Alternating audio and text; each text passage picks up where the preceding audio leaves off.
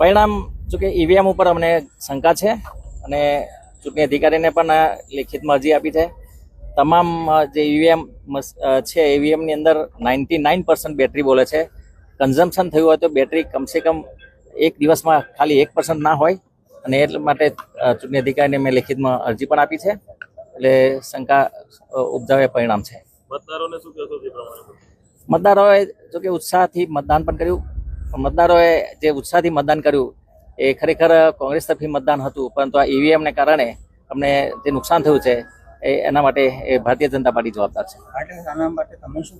ચોક્કસ અમે ચૂંટણી પંચમાં પણ એની અરજી કરી છે અને કોર્ટ રહે પણ અમે કાર્યવાહી કરીશું, કારણ કે આ ઈવીએમમાં કઈ 100% ઈવીએમમાં ઘોટાળો અમને એટલા માટે લાગે છે કે આજે બેટરી ઉપરથી શંકા જાય છે કે 99% બેટરી બને જ કઈ રીતે.